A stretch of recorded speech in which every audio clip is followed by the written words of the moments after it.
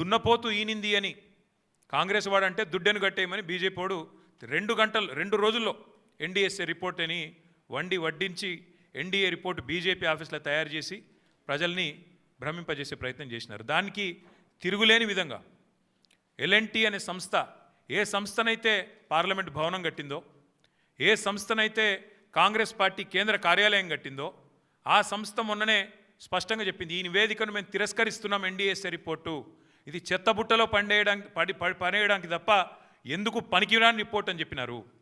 అట్లాగే ఆ సంస్థనే ఏ సంస్థనైతే నేను అడుగుతున్నా రేవంత్ రెడ్డిని, ఏ సంస్థనైతే మేడిగడ్డ బ్యారేజ్ కట్టిందో ఆ సంస్థ నిజంగానే పనికిరాందైతే మరి కాంగ్రెస్ పార్టీ కార్యాలయం కూడా ఆ సంస్థతో ఎందుకు కట్టించినామని నేను అడుగుతా ఉన్నా. కాంగ్రెస్ పార్టీ కార్యాలయం కూడా తెలంగాణకి వెళ్ళిపోయిన మూటలతోనే కట్టిరు, మీరు అందరికి తెలుసు అది.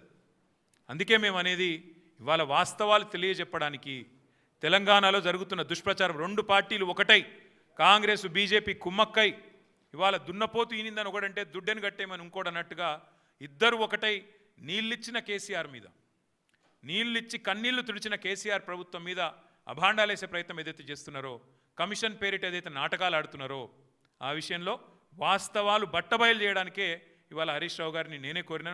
మీరు దయచేసి చెప్పాలి, మీరు ఎందుకంటే మీకున్న అనుభవం ఎవరికీ లేదు. కానీ ఇది ఈ పరంపరలో మొదటిది ఈరోజు ఈ మీటింగ్.